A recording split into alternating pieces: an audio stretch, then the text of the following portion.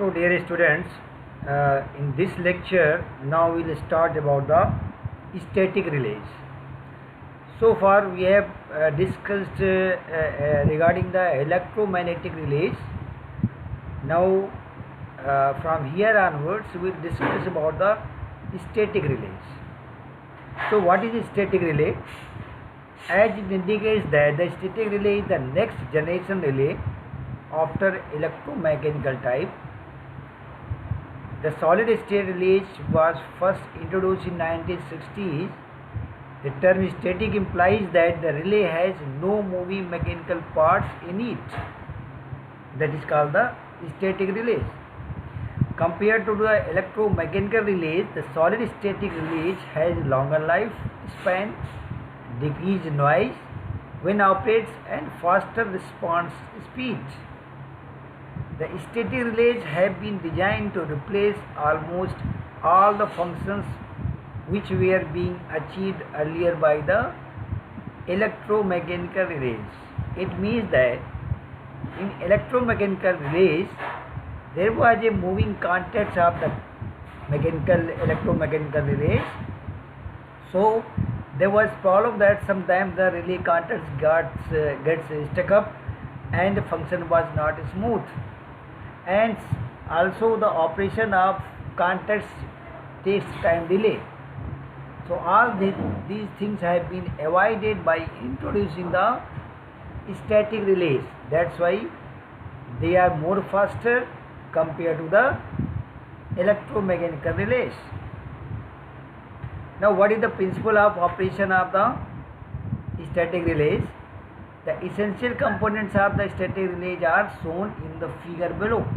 This is the overall structure of the static relays. The output of CT and PT are not suitable for static components, so they are brought down to suitable level by auxiliary CT and PT. Then the auxiliary CT output is given to rectifier. So rectifier rectifies the relaying quantity. That is, let us see in this diagram that output from the CT and PT is given to the auxiliary CT PT, and from the auxiliary CT PT it is given to the rectifier. This rectifier rectifies the input quantities, then it is going to the relay measuring circuit.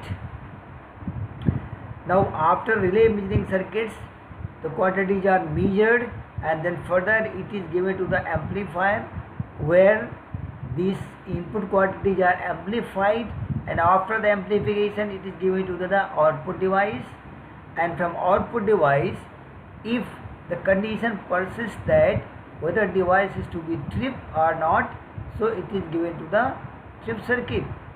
So as we can see that last four blocks, that is the relay measuring circuit, amplifier, output device and trip circuit, they have been supplied externally with the DC supply.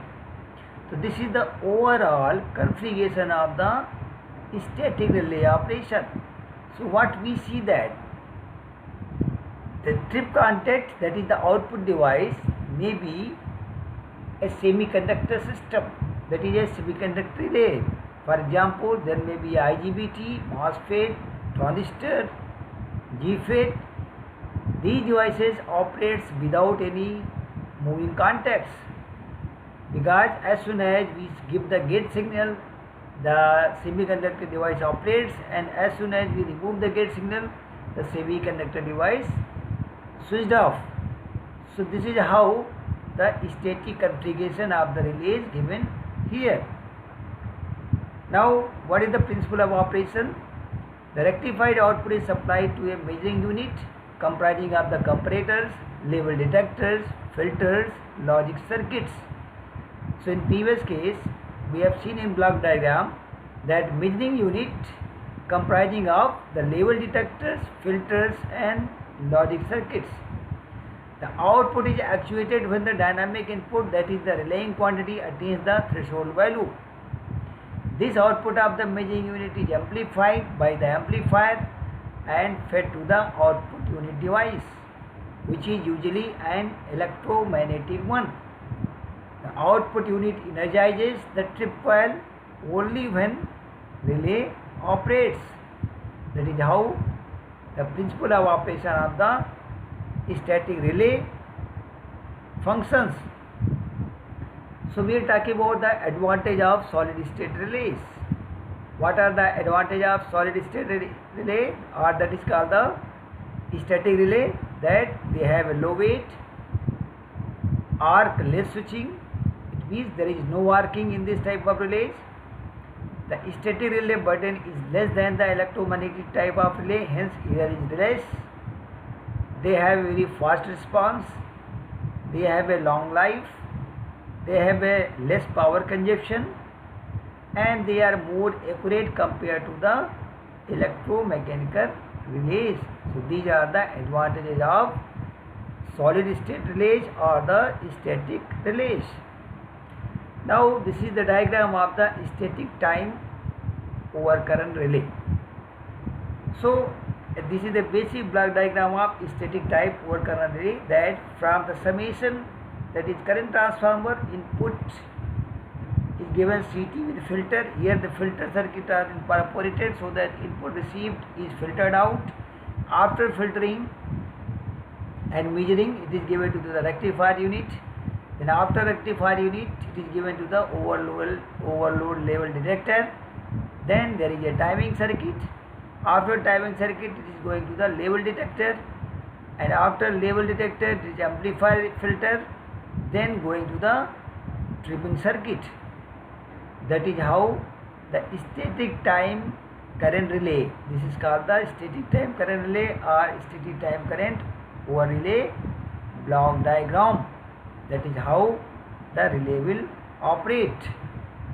So what is the function and operation of this relay?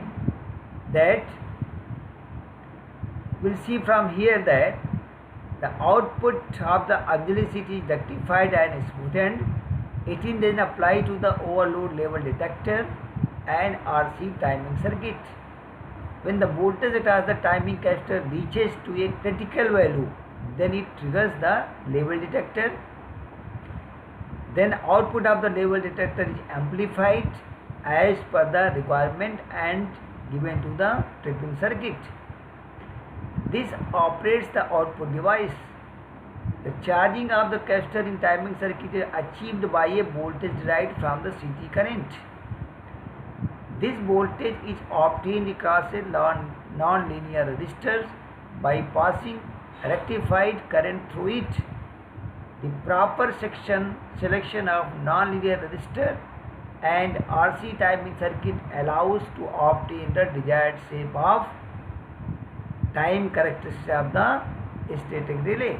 It means the current at which the level detector trips is called the threshold current, which is denoted as a I threshold.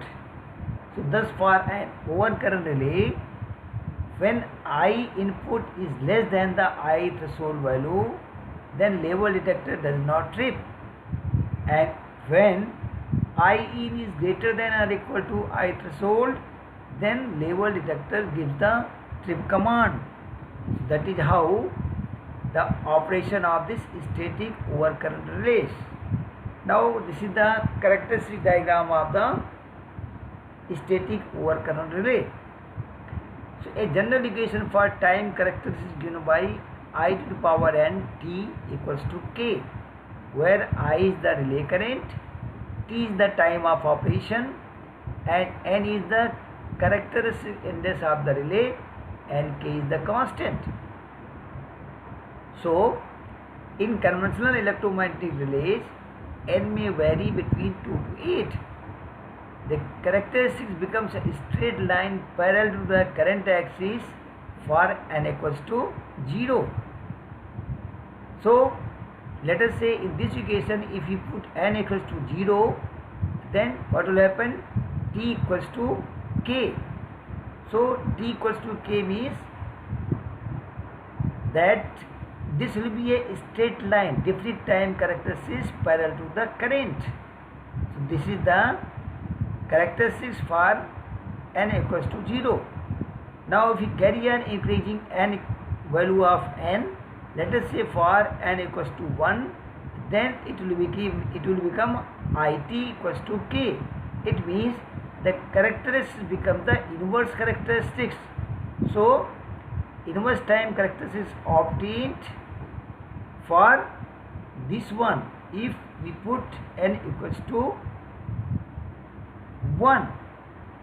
Now if you further increase n equals to 2, let us say if you increase n equal to 2, then it will become n square t equals to k. It means it will have a further deepen the inverse time characteristics. So this is the curve, lower one curve, this has a deep inverse time characteristics, and this is called I square t characteristics. So this is how this time current characteristic graph of the static overcurrent relay is defined. Now let us see in this case how the time relay circuit in static overcurrent is provided. As previously discussed that we have a timing circuit. So after level detector, one input comes to the timing circuit.